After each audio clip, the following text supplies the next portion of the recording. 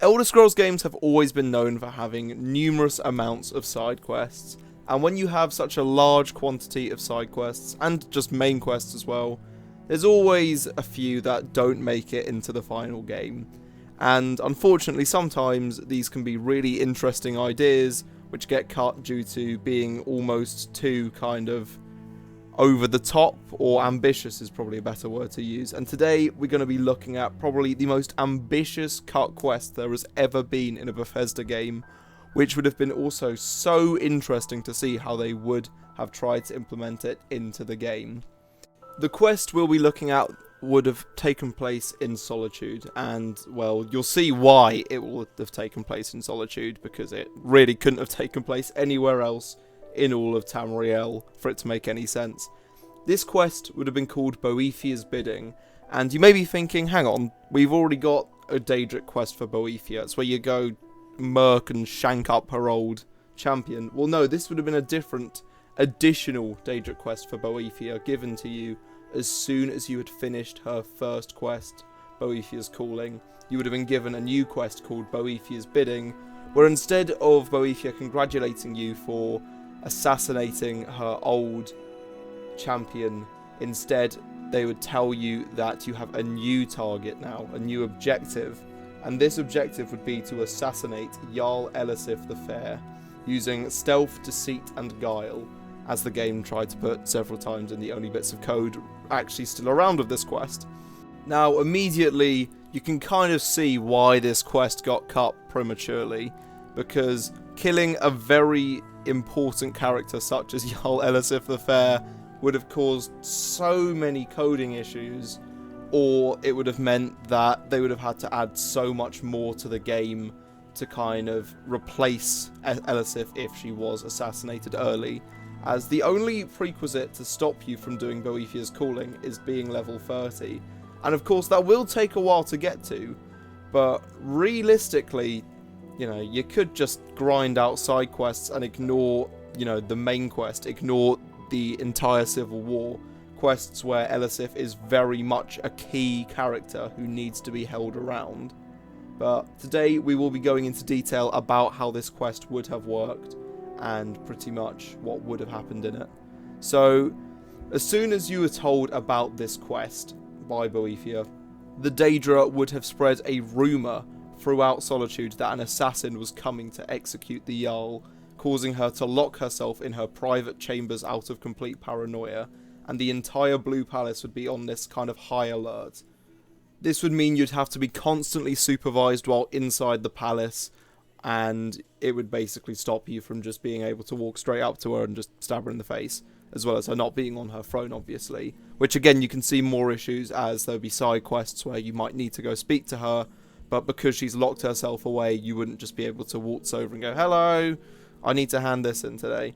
But yeah, the only other way of getting around this would be, allegedly, according to what we do know about this quest, is that you would have had a way of being able to try and get someone who you had a high friendship value with inside the palace follow you, and the few options that you'd actually be able to have would have been, say, Falk Firebeard, the Court Wizard Sybil, maybe the Houseguard Bolgir, the Thane Bryling, her personal guard, Ernscar, Thane Erica's personal guard, but also Erica's guard, or Erica's sister, Gisli, because apparently, looking at the code, there could have also been a chance that she could have been an actual servant in the palace, but this was this was later removed anyway, or perhaps maybe even the palace's cook Odar. But this would then give you multiple ways to kind of try and get in to, you know, actually, you know, get to Elisif. So you could either have a friend follow you, or if you spoke to Falk Firebeard, apparently you'd be able to actually go over and speak to him and basically ask to become Elisif's bodyguard and kind of persuade them into letting you have that time with her, and then obviously gaining a chance to strike. With this happening, it would then mean that Boethia could possess Elisif's corpse like she does at the shrine and use her body as a conduit to kind of speak to you and tell you that you've earned her respect for assassinating the Jarl, and that you could keep the ebony mail as a reward. And from what that says, it would kind of infer that the only real reward you would get for doing this is exactly what you would have got anyway from Boethiah's calling, which is possibly another thing that the game devs probably looked over and thought, this doesn't seem like the best idea, giving you another quest where the reward is an item that's already in your inventory. So, yeah, you can kind of see that it's a bit strange. But this would obviously change a lot of events in the game, and a few of these that have been described and actually had dialogue recorded for would have involved, say, an alternate version of the scene where Bryling and Falk talk about Erica, new comments from both the Solitude guards and the Stormcloak guards, which can take over Solitude if you decide to help the Stormcloaks in the war for whatever reason. Don't know what kind of drugs you'd have to be doing to do that, but you know. Anyway, moving on. There's an alternate version of the scene where Legate Ricker and General Tullius are discussing the jagged crown.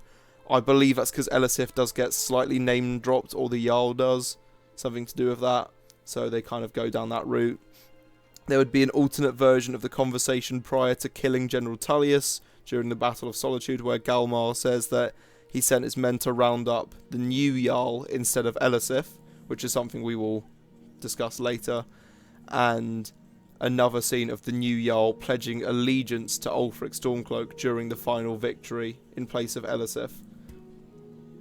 The person replacing Elisif would be Erica, the current Thane in Solitude, who has got a very interesting opinion on Elisif that you can even ask him about in-game, and he very clearly kind of states that he's not the biggest fan in a very kind of indirect way, so he doesn't get just executed by the guards, but it does kind of show that he would lead up to becoming the Jarl. And in the notes for this quest as well, it would suggest that Erica somehow does know that you are the one who assassinated Elisif, and there'd be no kind of explanation to why he would know, but apparently he wouldn't seem too fussed about it, which is also kind of furthering his point of he's not the biggest fan of Elisif, despite being a Thane for Solitude, or Halffinger. So what are the flaws of if this quest was actually added into the game? Well, you're assassinating a very important character.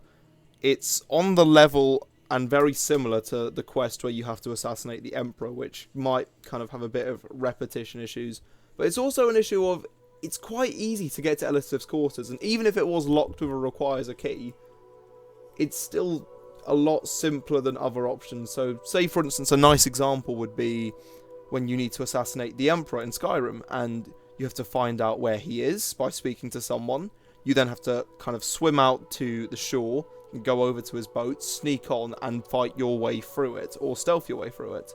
While Elisif's chamber is kind of, it's on the top floor, there's not many rooms, and even if you're being supervised, you know, you could just stab the guard around the corner, break the lock, and just execute her like that. Meaning, something like this with such a high level of value would be able to be ended quite quickly, and that might not have the best effect to it. As a professional psychopath, I would say that a big character like this would need an impactful death and have some level of build-up to it, rather than you just waltzing over to her, unrelenting, forcing her off her throne, and then, you know, guards slashing at you as you casually walk away. It just wouldn't have that correct level of weight to the situation.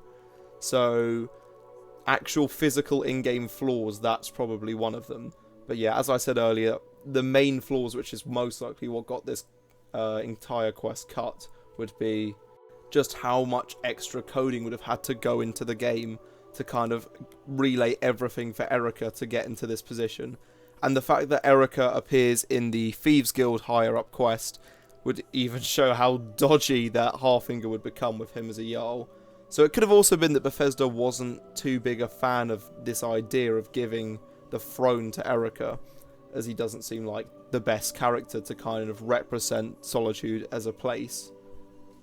I think another thing that's very clear about this would be that Bethesda needed to release Skyrim. They didn't want to just push it back constantly, and with a release date of 11/11/11, that's not one you want to give up easily. So yeah, adding a quest like this, which would have had so much work on top, clearly means it just wasn't a sensible one to put in the game initially releasing. Although something I will say now is, from modern game design, you do see a lot of kind of developers adding more content to games, even if it's just for free, like say with Witcher 3 or Cyberpunk, where the devs have added these very small free DLCs with just a quest or a new kind of item into the game, which is stuff that they've worked on post making the game just to add something extra to it. And, you know, it would have been interesting to kind of get that stuff originally, but obviously they have release dates to meet, so it does get pushed back. And I think another, and probably the final reason, is that the modding community, if they got rid of Jarl Elisif, that just removes like half of their wives. I mean, ignoring Serana, of course.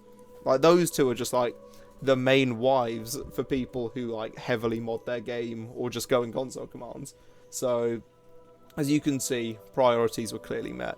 But what do you think? Would you guys have loved to have actually tried to experience this quest and seen how it would have affected the game?